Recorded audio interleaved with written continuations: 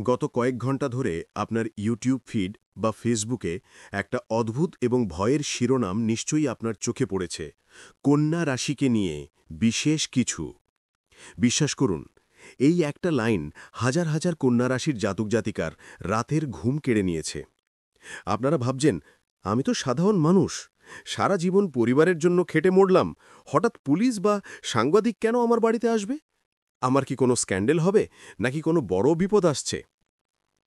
আজকের এই ভিডিওতে আমি কোনো জ্যোতিষী হিসেবে নয়, আপনার পরিবারের একজন শুভাকাঙ্ক্ষী হিসেবে বাজি ধরে বলছি, আগামী ৫ মিনিট যদি আপনি এই ভিডিওর সঙ্গে থাকেন, তবে আপনার পায়ের তলার মাটি শুধু শক্তই হবে না, বরং আপনি জানবেন এই সাংবাদিক আসার আসল মানে কি।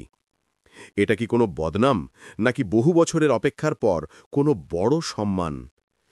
ইউটিউবের চটকদার ভাষায় ভয় পাবেন না। আসল সত্যিটা হলো, গ্রহের এক বিরল মহাসংযোগ আপনার রাশিতে গড়তে চলেছে, যা আপনাকে লোকসম্মুখে বা পাবলিকের সামনে আনবে।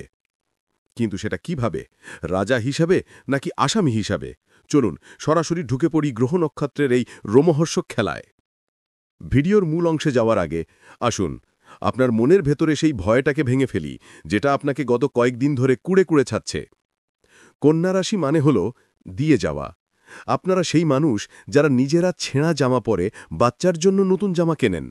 আপনারা সেই মানুষ যারা বাথরুমে শাওয়ার চালিয়ে একা কাঁদেন, যাতে পরিবারের কেউ আপনাদের চোখের জল দেখতে না পায়। তারপর চোখ মুছে এমন হাসি মুখে বেরিয়ে আসেন যেন কিছুই হয়নি। সবাই ভাবে আপনারা খুব ভালো আছেন, কিন্তু আয়নার সামনে দাঁড়িয়ে বুকে হাত দিয়ে বলুন তো, আপনি কি ভালো আছেন? লোকে আপনাকে ভুল বোঝে, আপনার সরলতাকে দুর্বলতা ভাবে। অফিসে প্রমোশনটা অন্য কেউ নিয়ে যায়, আর খাটনিটা আপনার ঘাড়ে চাপে।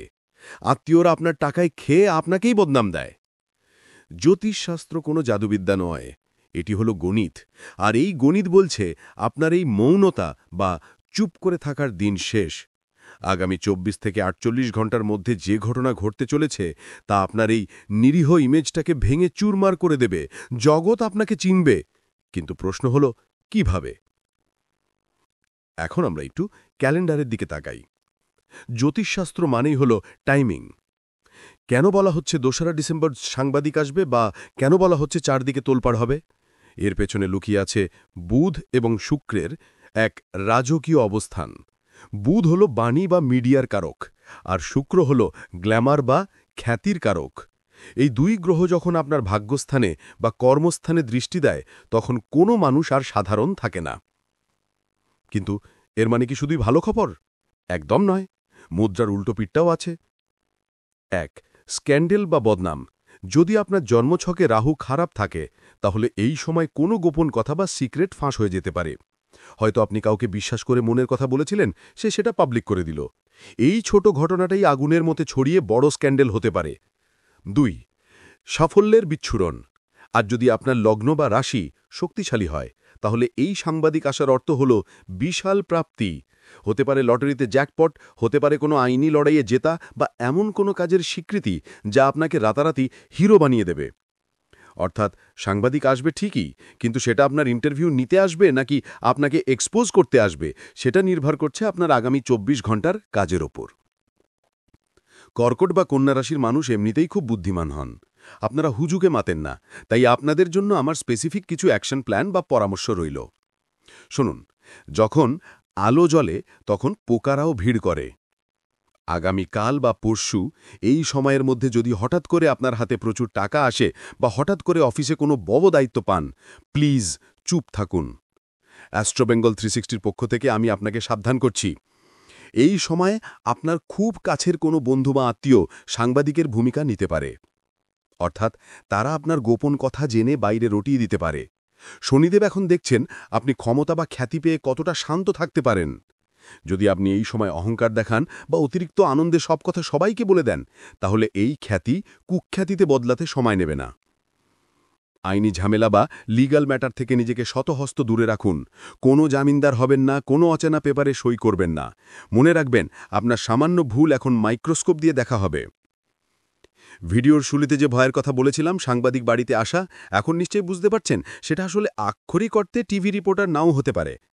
এটা হলো আপনার জীবনের লাইমলাইটে আসার সময়। ঈশ্বর আপনাকে তৈরি করছেন। যে অপমান আপনি এতদিন সহ্য করেছেন, এবার সুদে আসলে তার জবাব দেওয়ার সময় এসেছে। পরিবর্তন সবসময় যন্ত্রণাদায়ক হয়, কিন্তু সেই পরিবর্তনের শেষেই থাকে সুন্দর ভবিষ্যৎ। এই সময়টাকে কাজে লাগাতে হলে কাল সকালে একটি ছোট্ট কাজ করুন। একটি ১ টাকার কয়েন আর সামান্য কালো তিল নিজের মাথার ওপর ৭ বার ঘুরিয়ে কোনো প্রবাহিত জলে বা কোনো গাছের নিচে ফেলে দিন, আর মনে মনে বলুন, আমার ওপর আসা সমস্ত কুনজর দূর হোক। নিজেকে বিশ্বাস করুন, ২০২৫-এর এই শেষ লগ্ন আপনার জন্য পরীক্ষার সময় হতে পারে, কিন্তু মনে রাখবেন, সবচাইতে কঠিন পরীক্ষাটা ক্লাসের সবচাইতে ভালো ছাত্রের জন্যই বরাদ্দ থাকে। আজকের এই বিশ্লেষণ যদি আপনার মনের সামান্যতম ভয়ও দূর করে থাকে বা আপনাকে নতুন করে ভাবতে শিখিয়ে থাকে, তাহলে কমেন্ট বক্সে অবশ্যই লিখবেন, আমি প্রস্তুত বা আই অ্যাম রেডি। আর হ্যাঁ, আপনার পরিচিত যদি কোনো কন্যা রাশির বন্ধু থাকে যারা এই শিরোনাম দেখে ভয় পাচ্ছিল, তাদের সঙ্গে ভিডিওটি শেয়ার করে তাদের আশ্বস্ত করুন। জ্যোতিষশাস্ত্র ভয় দেখানোর জন্য নয়, পথ দেখানোর জন্য। দেখা হবে পরের ভিডিওতে আরও গভীর কোনো রহস্য নিয়ে। ততক্ষণ ভালো থাকবেন, সাবধানে থাকবেন, আর মনে রাখবেন, গ্রহ নক্ষত্র যাই বলুক, আপনার কর্মই আপনার আসল ভাগ্য। নমস্কার।